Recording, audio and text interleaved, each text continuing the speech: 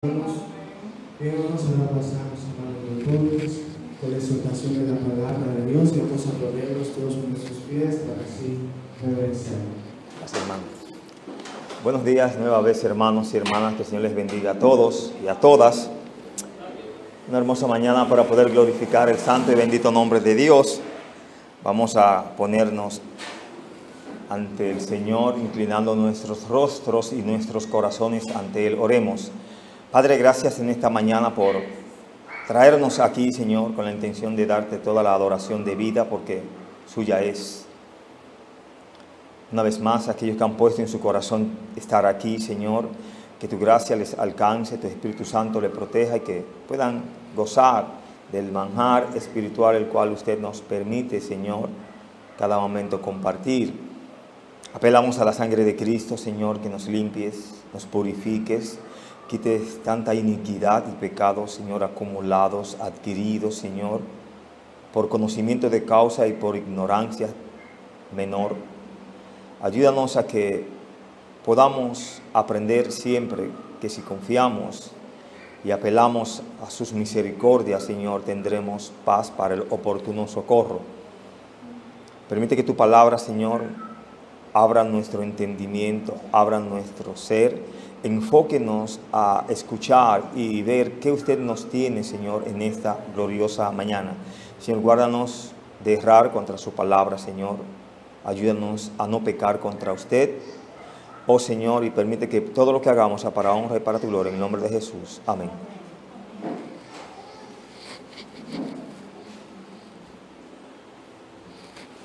Bien, hermanos, estuvimos en una lectura dándole final al capítulo 49 y pudimos ver en esta lectura a un Jacob dando las últimas bendiciones a sus hijos. Y si usted estuvo conmigo desde los versos 14 hasta el verso 33, pudimos ver a un Jacob expresando bendiciones a unos cuantos hijos aquí que nos faltan. Y algo que llama mucho la atención es cómo él utiliza un lenguaje figurado para cada una de estas bendiciones. Si usted estuvo en la lectura, puede ver que habla de un tal Isaacar, asno fuerte. Usted sabe lo que es un asno y lo que conlleva al trabajo de este animal. Sigue diciendo que se recuesta entre los apriscos y vio que el descanso era bueno. ¿Es bueno el descanso, hermanos?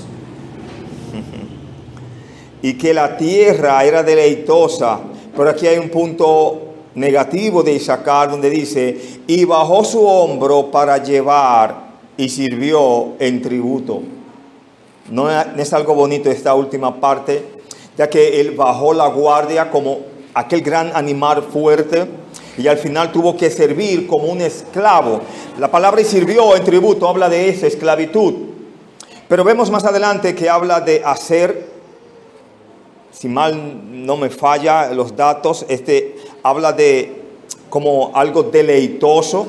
Bueno, en el verso 20 habla: el pan de hacer será substancioso y él dará deleites al rey. Y una de las más bellas bendiciones que encuentro yo ahí es cuando habla de Neftalí. Hay un texto en el Nuevo Testamento que habla de Neftalí. Lo dejaremos para su momento. Vemos a un tal Dan. Dice que juzgará a su pueblo como una de las tribus de Israel. Me habla de que Dan dio uno o la mayoría de los jueces de Israel de mayor renombre. ¿Cuál es uno de los jueces de Israel de mayor renombre? ¿Quién me dice? Uno de los que más se habla. Sansón. Este juez es llamado, o es más bien mencionado en muchas predicaciones en la palabra de Dios. Usted y yo tenemos bastante conocimiento, en parte triste, de lo que llevó la vida y obra de este gran Sansón. Un buen hombre, pero que se dejó llevar por las cosas que nos afectan, las cosas que nos humillan, las que nos ultrajan, las que nos ahogan, pudiéramos decir.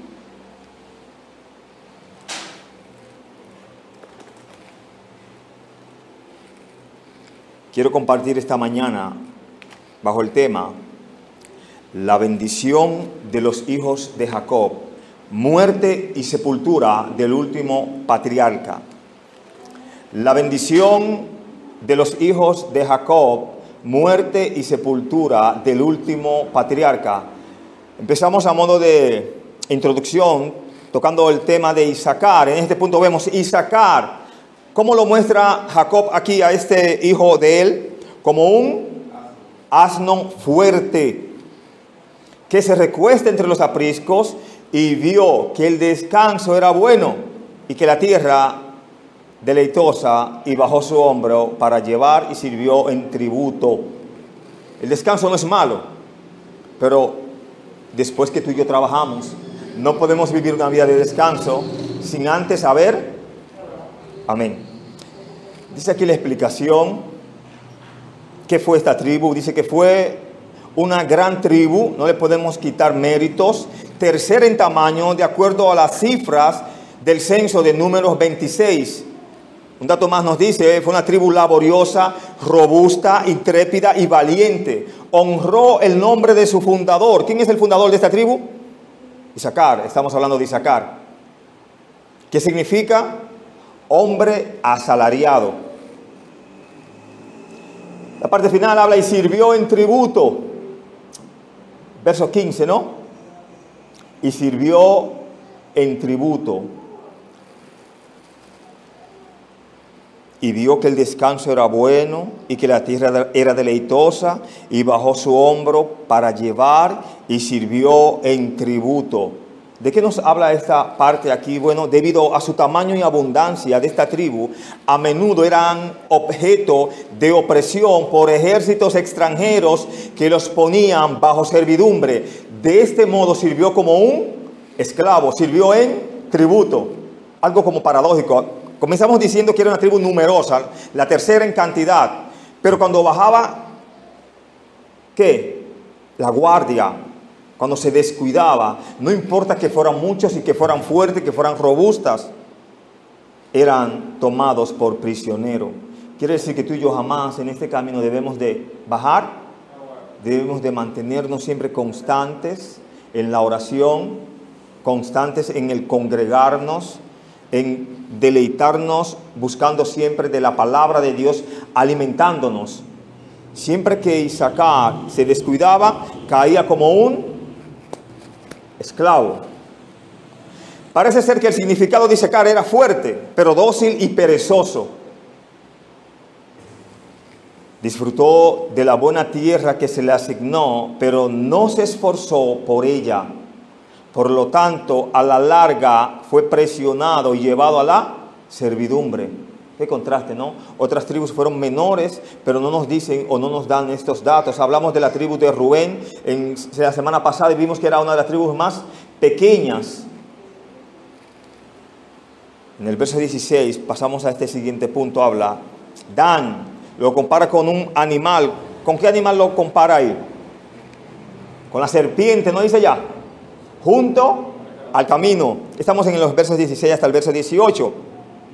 Dice, Dan juzgará a su pueblo como una de las tribus de Israel. Será Dan serpiente junto al camino y víbora junto a la senda que muerde los talones del caballo y hace caer hacia atrás al jinete. A menudo en la palabra de Dios la serpiente es descrita bajo símbolos buenos o bajo buenos atributos o bajo buena cosa. No. La primera ocasión que vemos a la serpiente es vista allí en el huerto del Edén, que hasta habla la serpiente. Pero usted y yo sabemos que es el maligno que estaba detrás de todo eso para hacer caer a los primeros fundadores de la tierra. Bueno, aquí estos versos no son la excepción. Usted se va a asombrar tal vez si ya lo he estudiado antes. No. Pero si es primera vez o enriquecerá su conocimiento, se dará cuenta que aún aquí, simulando o describiendo a este animal, no lo describe como una tribu buena.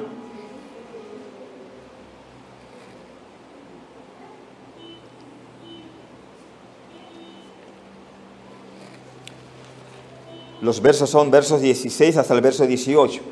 Creo que el verso 18 no lo leímos. Dice, tu salvación esperé, oh Jehová. Y esto es como un intervalo o un respiro de Jacob diciendo esto, porque si usted se fija, no está hablando de Dan, sino está hablando de quien está pronunciando la bendición. Aquí Jacob se está dando cuenta de que sus minutos de que la hora está llegando. Y está haciendo alusión a Cristo mismo, aunque él tal vez no lo supiese en la expresión que estaba dando.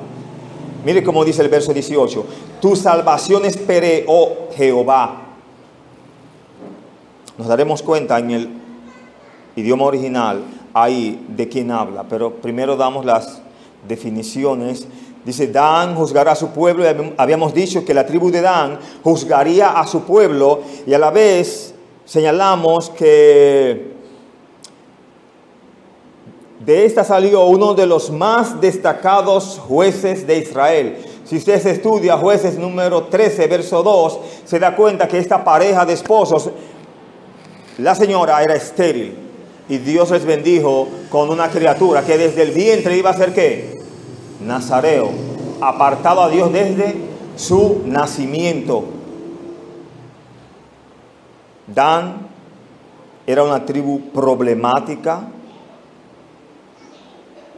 Ellos introdujeron la idolatría en Israel. Jueces 18:30 lo explica mejor.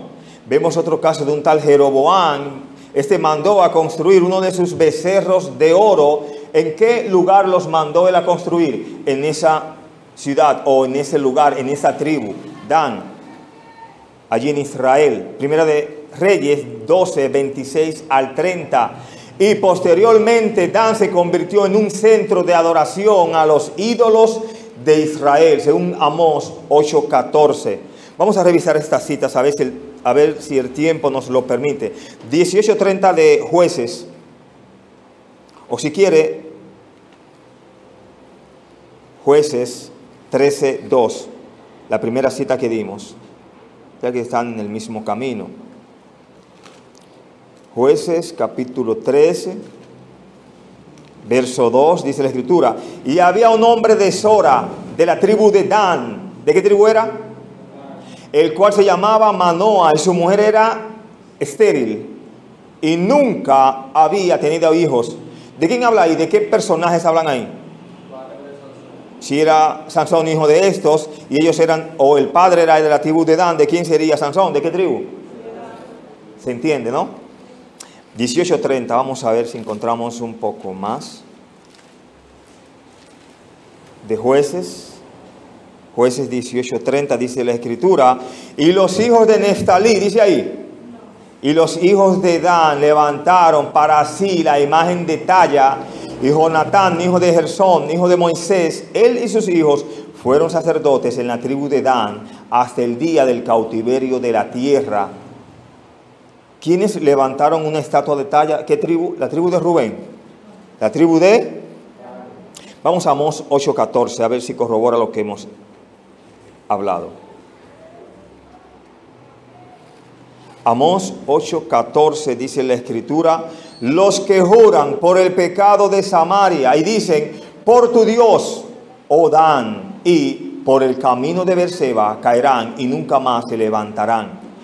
¿Cuántos juramentos hay ahí? 2. El texto no dice, por tu Dios, oh Dan, y por el camino de Beerseba caerán y nunca más se levantarán. Están clamando a Dios, pero usted sabe a qué Dios están clamando allí. Ahora, por el camino de Beerseba caerán y nunca más se levantarán. Algunos piensan que la frase la serpiente junto al camino se refiere a la idea de que el anticristo viene de la tribu de Dan, basado en Daniel 11:37 y Jeremías 8:16. Dan se queda fuera de la lista de las tribus con respecto a los 144,000 descritos en Apocalipsis. No se había fijado en eso. Vaya Apocalipsis, capítulo 7, verso 5, verso 8. Pero no todo es negativo para Dan, porque vemos que Ezequiel 48 es vista como la primera tribu en la lista.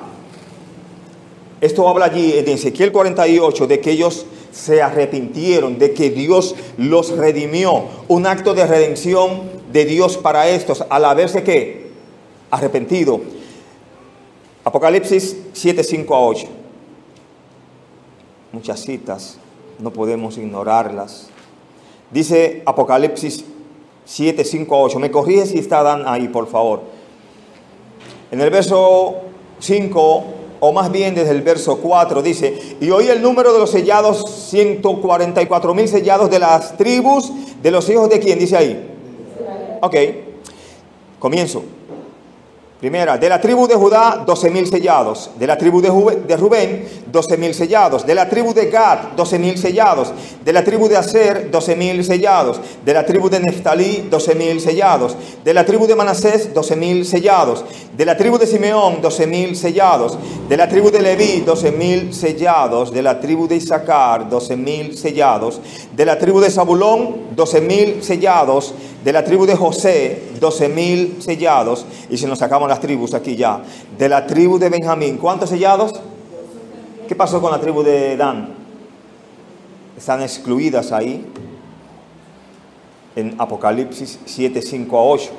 Pero no vamos a dejarlo totalmente excluido. Vamos a Ezequiel 48 inmediatamente. A ver si ellos recapacitaron, se arrepintieron de su estilo de vida. Verso 1 dice: estos son los nombres de las tribus del extremo norte por la vía de Etlón, viniendo de Amat a Sar-Enán, en los confines de Damasco al norte hacia Amat. Tendrá Dan una parte desde el lado oriental hasta el occidente. Junto a la frontera de Dan, desde el lado del oriente hasta el lado del mar, tendrá ser una parte. No olvidemos, hermanos, que todas estas bendiciones no son más que profecías que Jacob está expresando.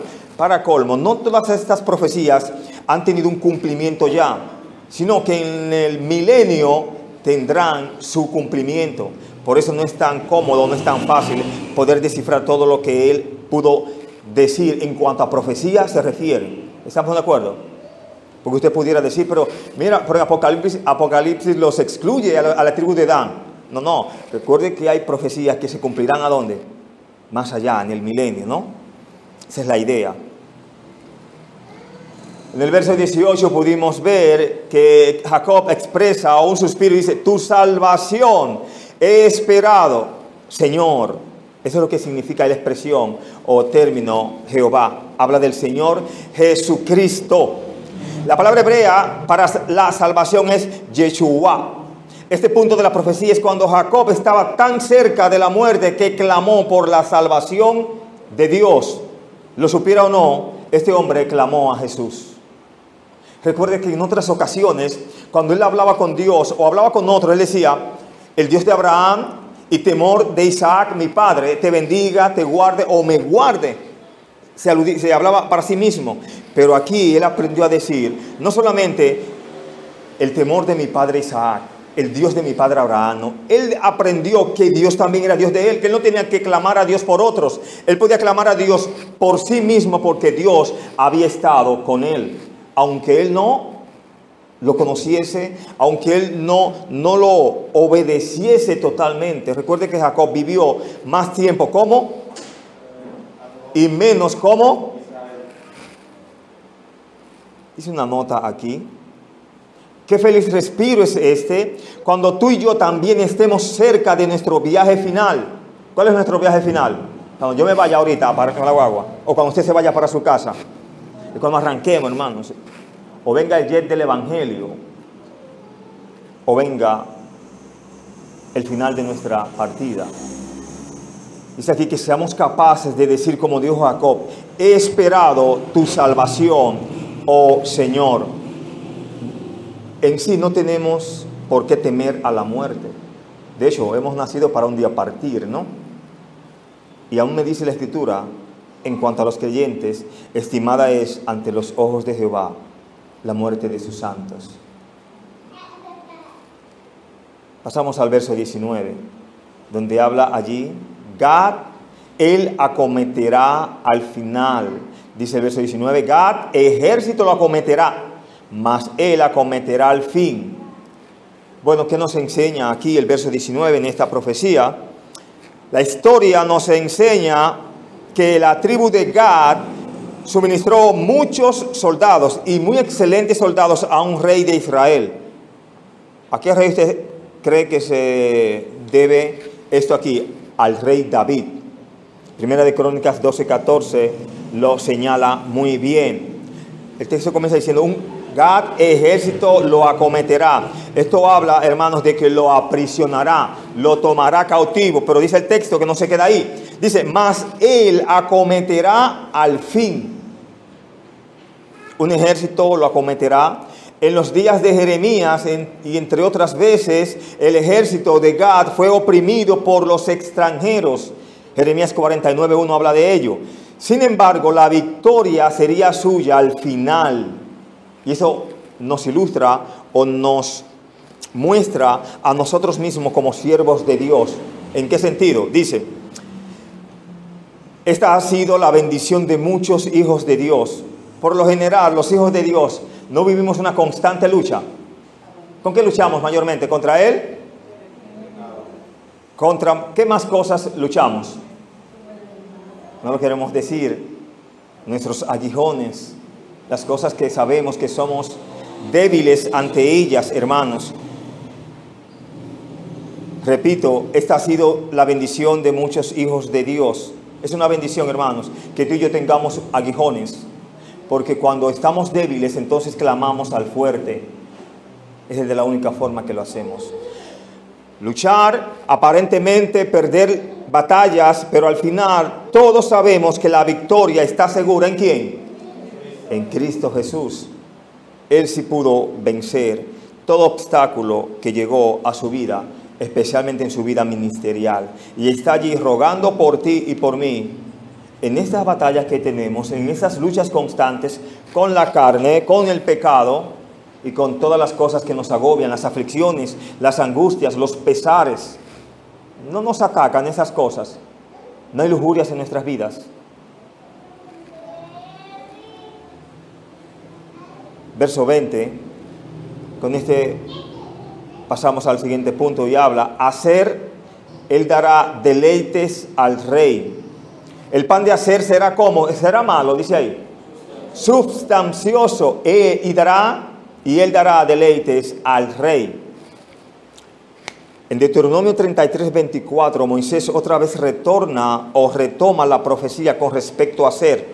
Y dice allí, bendito sobre los hijos sea Aser, sea el amado de sus hermanos y moje su pie en aceite. Habla de mucha abundancia. ¿Recuerdan ustedes una mujer viuda, me parece? La viuda de Sarepta era. Que no había alimentos en su casa, ¿no? Y era lo último que le quedaba, el último bocado para prepararlo. Y Dios mandó allí un varón de Dios.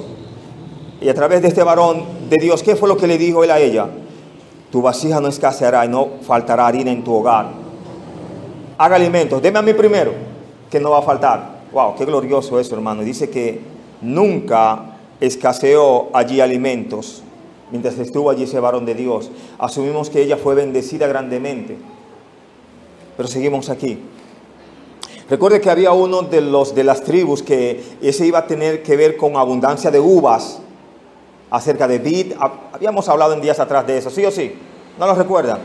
Bueno, usted estudia el capítulo y lo encontrará. Tenemos que seguir. Él dará deleites al rey, me dice el texto.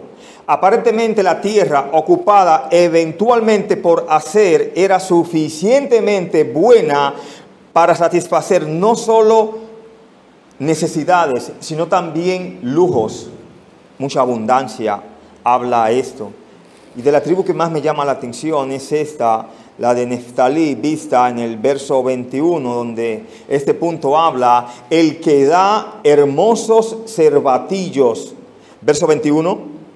Neftalí, sierva suelta, que pronunciará dichos hermosos. Vamos a ver aquí la hermosa explicación que nos da. Dice aquí, la tierra de Neftalí estaba en una parte clave cerca del mar de Galilea. ¿Y quién predicó? ¿De dónde nace el Salvador? Nazaret, ¿no es? Ok. La región donde Jesús ministró y compartió muchas de sus enseñanzas. Cuando Jesús oyó que Juan estaba preso, volvió ¿a dónde? A Galilea. Y dejando Nazaret, dice el texto, vino y habitó en Capernaum, ciudad marítima en la región de Zabulón y de Neftalí, para que se cumpliera lo dicho por el profeta Isaías, cuando dijo: tierra de Zabulón y tierra de Neftalí, camino del mar al otro lado del Jordán, Galilea de los gentiles, el pueblo asentado en tinieblas vio gran luz, y a los asentados en región de sombra de muerte, luz les resplandeció. Mateo 4, 12 a 16, habla allí, menciona esta tribu, la tribu de Neftalí. Pero la tribu más hermosa aún viene aquí en este siguiente verso, los versos 22 hasta el verso 26. ¿Cuál tribu es la que viene ahora? La tribu de José. Y aquí en este punto habla rama fructífera.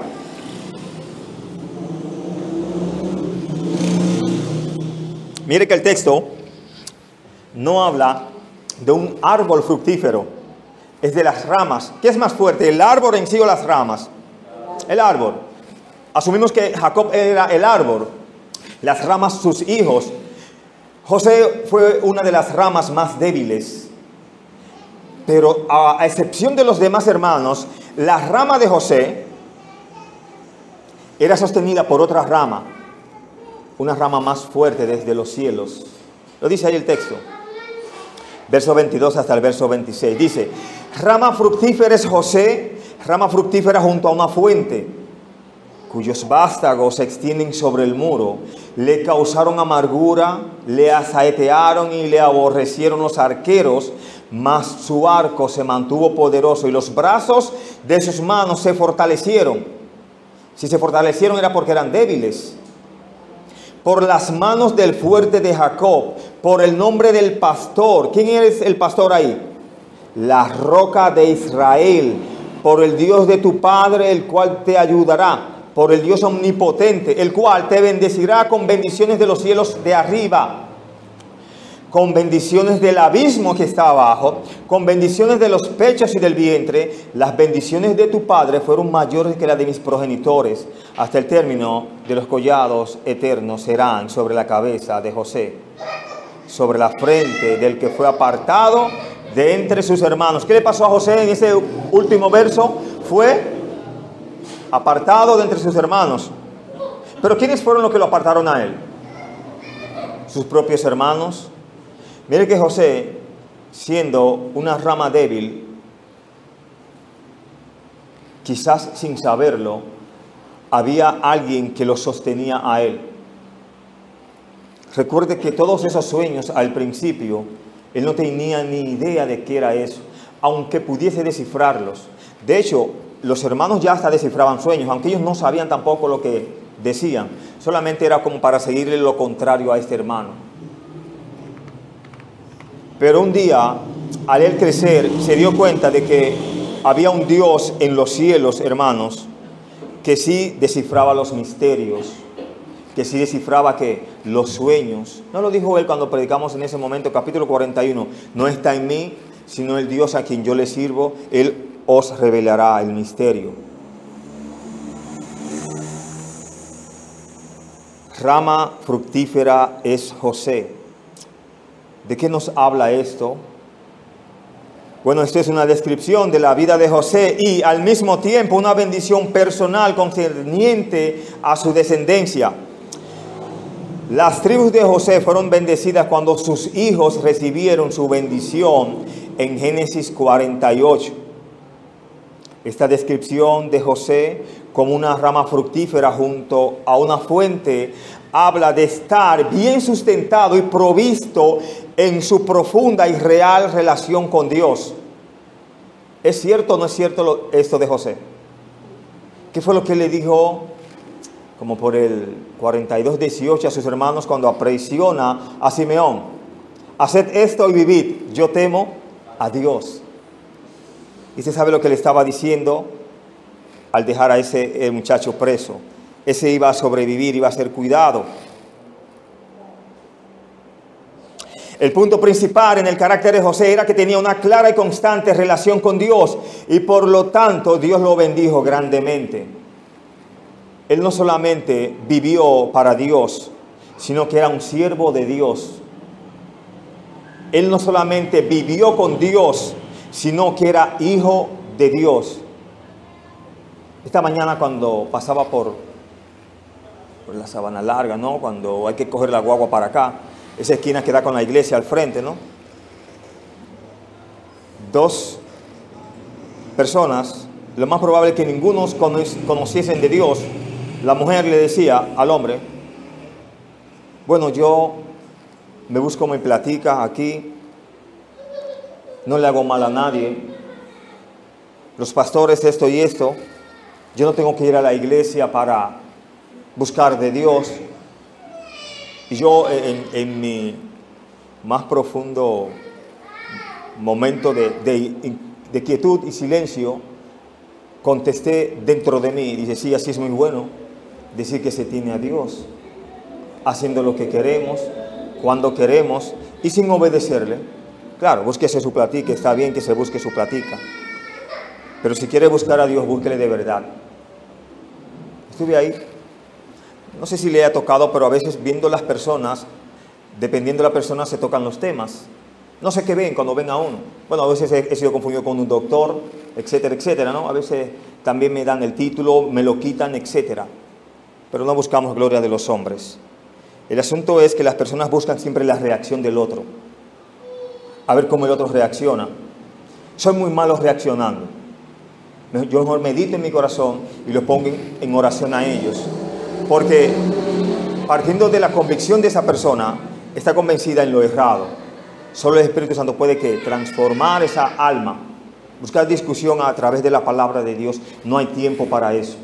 Es mejor mostrarle el Evangelio a quien quiere escuchar. La fe solo llega por el oír, hermano, ¿sabía? No por el hablar constante de las dos personas al mismo tiempo, pero el oír con fe. Nunca obliguemos a nadie a escuchar la palabra de Dios, pero sí estemos obligados a orar por esa persona para que Dios cambie. Seguimos aquí entonces. Espero que me hayan entendido. ¿Quiénes fueron los que también lo aborrecieron según el verso 23 a José? Los arqueros. Recuerde que en la bendición aparecen unos arqueros que eran muy buenos con las flechas. Algunos que sirvieron a David también. Aunque aquí lo habla de manera figurada, no dejaron de aborrecer a este hermano. Dice, aunque José fue tirado, por lo regular las flechas se tiran, ¿no? Bueno, en este caso, los hermanos eran los arqueros y José era la flecha que fue tirada a una cisterna que Dios la tenía seca allí. Repito, aunque José fue tirado en una cisterna y odiado, era una rama fructífera. Esto se debe a que los brazos de sus manos se fortalecieron por las manos del Altísimo Dios de Jacob. La idea es que las manos de Dios estaban sobre las manos de José, dándole fuerza y habilidad para manejar el arco de manera experta. Dios estaba allí, aun cuando José no lo sabía. No nos enseñó el texto que cuando él estaba en la cisterna, él clamaba a sus hermanos para que lo sacasen de allí. Lo socorrieron sus hermanos, pero Dios sí. Y aquella rama débil que fue echada en una cisterna, Dios la hizo ramas fuertes para que aquellos que se creían fuertes fueran donde él, ¿a qué? A buscar comida, ¿no? Qué contraste la vida. Nunca nos creamos que estamos arriba y viendo a los demás abajo. Vete como cuando estuviste abajo y mantén tu percepción siempre, tus pies sobre la tierra. Esa es la idea.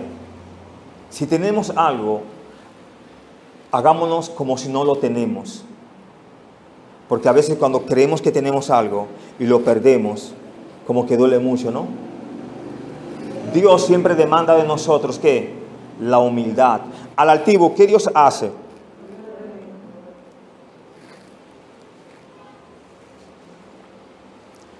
Habla allí por el Dios omnipotente, el cual te bendecirá.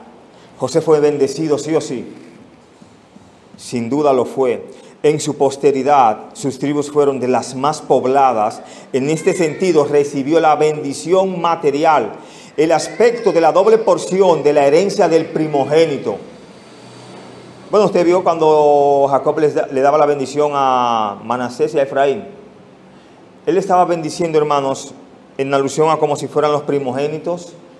No los ilustraba Jacob a ellos como a Simeón y al otro, a Judá.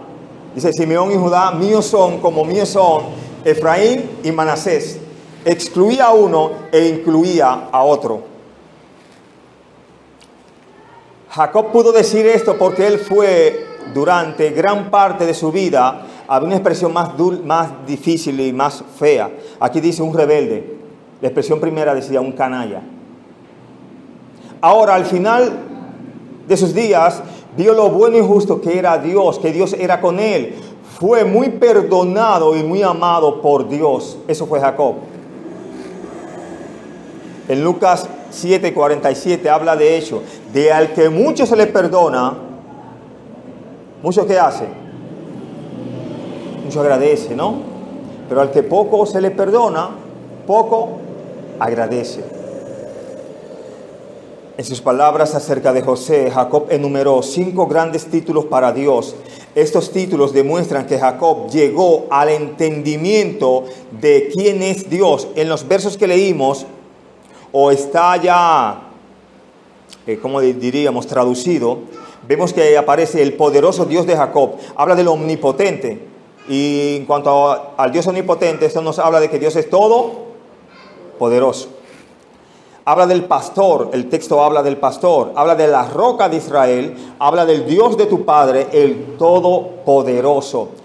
Esto es mucho mejor que cuando Jacob se refirió a Dios como el Dios de Abraham, como habíamos dicho, o aquel a quien temía Isaac, su padre, visto en Génesis 31:53. Ahora, él por sí mismo sabe quién es Dios. Mire que en la bendición dice el Dios de tu padre, en alusión a José. ¿Y quién era el padre de José? Jacob. Recuerde que él no dice ahí en el texto, por el Dios de mis padres Abraham, por el Dios o por el temor de mi padre Isaac. No. Él habla de sí mismo, de lo que él había entendido que estaba en su vida, en su ser, y le había ya conocido. Tal vez un poco tarde, pero no importa. Si fue tarde, él aprendió la lección tarde, pero la aprendió. En el verso 27, aquí ilustra a Benjamín como ¿qué tipo de animal dice ahí? ¿Un animal bueno? Lobo arrebatador. Así dice el punto. Benjamín, lobo arrebatador. ¿De qué nos habla esto?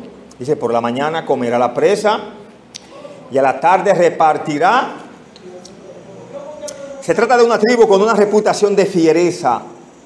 Si usted va a Jueces 3:15-23 lo ha de notar. Si vas a 1 Samuel 9:1, 14:47-52 por igual. Y vemos que en Hechos 8:1-3 vemos la crueldad de la tribu, en general se ve. Veamos Hechos 8:1-3, a ver si esa cita la podemos leer.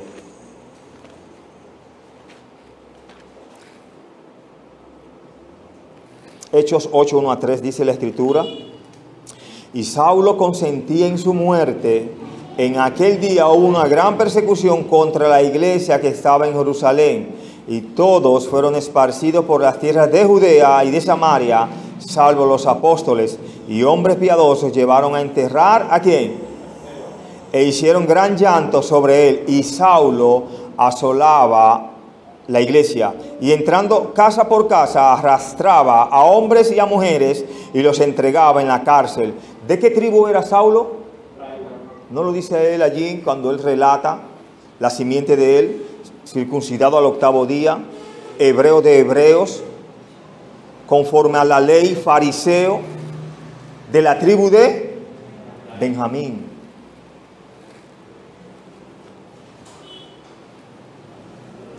Verso 28, vemos que Jacob concluye su bendición a sus hijos. Dice aquí, a cada uno le dio su bendición.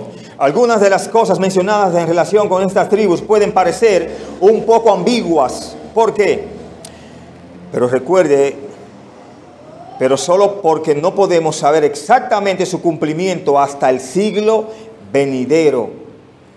Cada hijo y cada tribu que vendría de ellos tenía su propio llamado y destino. Sin embargo, la notable promesa se mantuvo. Cada uno sobreviviría y se se convertiría en tribus importantes sin que ninguno pereciera durante los siglos venideros en Egipto. No sobrevivieron ellos en Egipto. Ellos declinaron o disminuyeron en número o aumentaron en números. Aumentaron muchísimo. De hecho, el faraón de ese tiempo, cuando ellos aumentan, se da cuenta de esto, que se están haciendo los hebreos en número, en poder, en fortaleza, más que los ciudadanos, por así decirlo, residentes, ¿no? Y dice, no, esta gente está creciendo demasiado, hay que ponerles más opresión, más carga. No sea que un día se levanten en guerra y nos venzan. Y una vez que le dimos asilo, entonces ellos nos saquen a nosotros. Pero Dios tenía un plan perfecto para ellos. Vamos a ver si seguimos un poco más adelante y hablamos de eso en su momento. Pasamos a los versos 29 hasta el verso 32. En este punto vemos, Jacob manda a sus hijos que sea sepultado ¿dónde? En Egipto. No, manda que sea sepultado en Canaán. Los versos 29 a 32 lo dice muy claro. Dice, les mandó luego y les dijo, yo voy a ser reunido con mi pueblo, sepultadme con mis padres en la cueva que está en el campo de Efrón el Eteo, en la cueva que está en el campo de Macpela, al norte de Manre, en la tierra de ¿dónde? Dice ahí, en Canaán. Ahí en tiempo real, cuando él está hablando, ¿dónde él está? ¿En Egipto? ¿O él está vivo y está en Egipto? ¿Sí o sí? Ok. La cual compró Abraham con el mismo campo de Efrón el Eteo para heredad de sepultura. Allí sepultaron a Abraham y a Sara su mujer. Allí sepultaron a Isaac y a Rebeca su mujer. Allí también sepulté yo a Lea. ¿No le anima esta última expresión ahí? Está mencionando a Lea, al menos el último día que la despidió. Qué cosa, ¿no? Sigue diciendo, la compra del campo y de la cueva que está en él fue de los hijos de Het. Y cuando acabó Jacob de dar mandamientos a sus hijos, encogió sus pies en la cama y expiró, y fue reunido con sus padres. Ya más adelante veremos el sepelio en sí, qué pasó con esta caravana de personas, tanto egipcios como los del pueblo de Israel, cuando lo llevaban allí. Y cómo los moradores vieron este asunto, donde dijeron, clamor grande es este. ¿Sabía usted que allí Jacob podía ser enterrado en Egipto? No solamente enterrado, podía ser enterrado como un faraón, por el respeto que se le tenía a quién, a José y al padre de José. Pero Jacob no quiso ser embalsamado, ni ser puesto como un faraón en su sepultura, en su muerte. Él mejor quiso que fuese enterrado en una cueva oscura, pero iba a ser reunido con sus padres. Él entendía de que sus padres estaban viviendo eternamente. Y como él también había conocido a Dios, iba a seguir los mismos pasos de sus padres. Qué bendición, hermanos, estar seguro de lo que tú crees, la convicción de lo que Dios te ha dado. Jacob estaba confiado de que su padre Isaac y su abuelo Abraham continuaron vivos o viviendo en un estado eterno y que se reuniría con ellos. Esta es la única forma que podemos asumir que él se reuniría con ellos. Porque ¿qué sentido tuviese si ellos muertos, él reunirse con ellos? Cuando venía a ver, ni los huesos de ninguno estaban ahí, ya la tierra lo había absorbido, ¿no? Pero su espíritu no. Su alma y su espíritu estarían ¿dónde? Ante aquel Dios que le dio ese aliento de vida a todos ellos y a nosotros también. A pesar de que Jacob se encontraba en Egipto, y recuerde que Egipto es lugar del mundo, lugar de tinieblas, él sabía que no era un egipcio. Él era un hijo de la promesa, el heredero del pacto de Dios con Abraham, y sería sepultado en la tierra prometida. Abraham por el pacto. ¿En qué lugar fue que él quiso que fuese enterrado? En la cueva que está ¿dónde? Y creo que predicamos o hablamos el tiempo o en el momento cuando Abraham compra la tierra y hace la negociación del lugar, ¿lo recuerdan? Algunos sí, otros no.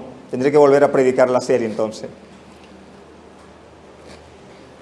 Yo sé que su memoria es buena, es que su silencio es amplio. Cabe destacar que Egipto estaba lleno de magníficas tumbas, muy hermosas. Y por el respeto que se le tenía a Jacob, pudo haber sido enterrado como un faraón. Pero él ordenó ser enterrado en una cueva oscura en Canaán, ya que Canaán era ¿qué? Su lugar, la tierra prometida. Este lugar, esta tierra en la cual tú y yo estamos, no es nuestro hogar. De hecho, es el mundo. Y el mundo no puede ser el hogar de Nuestro verdadero hogar está en los cielos, donde no tendremos que pagar alquiler. ¿Sabía usted? Tendrá una mansión gloriosa. Solo trabaje para ello. Mande las varillas del lugar, los bloques del lugar, la arena del lugar. ¿Cómo? Trabajando para el Señor, que le dará su paga.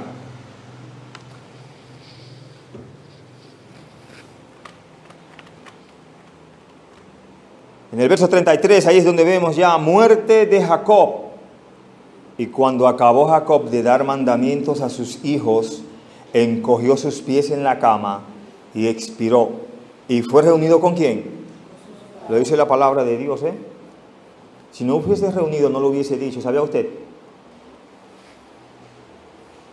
Jacob no entregó su espíritu hasta que hubo dado la última frase de amonestación y bendición a sus 12 hijos. Si usted se fija, esto fue lo último que Dios le había asignado a él.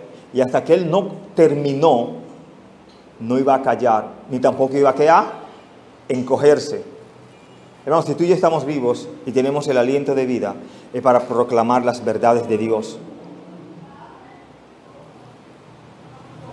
Mientras Dios tuviera con otra sentencia que hablar por él, la muerte no podría paralizar su lengua. ¿Tiene Dios control sobre la muerte? Aquí nos lo enseña. Hasta que él no acabó de dar todas las bendiciones, no cerró su boca, no expiró su espíritu. Hasta el verso 33 hemos llegado a esta serie de los patriarcas. Creo que hemos aprendido mucho de cómo se beneficia el creyente andando fiel con Dios y qué tanto recibe andando en desobediencia con Dios. Lo mejor con Dios es no pelear con Dios, aunque vimos que uno de los patriarcas hasta peleó con Dios. Pero Dios tenía un plan para con este hombre. Y creo que lo llevó a cabo hasta el final. Hasta el final de darle todas las bendiciones a sus hijos. Hasta el final de que su espíritu no llegó al Seol hasta no ver a su amado hijo. Y no solo eso, sino que ese amado hijo José iba a cerrar. Si confiamos en el Señor y esperamos en Él, podremos perder cosas que amamos, pero al final Dios nos dará, hermanos, cosas mejores. Y si es su voluntad devolvérnosla, Él lo hará. Porque ese muchacho había muerto sí o sí. No era la historia que habían ya contado. Y pudo no solamente verlo a él, sino hasta la segunda generación, sus hijos. Vamos a orar. Padre, gracias en esta mañana por permitirnos tener final en esta serie. Apelamos a tus misericordias que nos sigas guardando, dándonos la iluminación necesaria para seguir hablando de tu palabra, esperando poder haber sido de bendición, Señor, a tu iglesia. Ayúdanos, Señor, a temer más a ti, a buscar de tu gracia, de tus misericordias. Aquellos que están a la distancia, permite que la gracia y la misericordia, Señor, se apropie de ellos, ellos puedan, Señor, buscar tu rostro.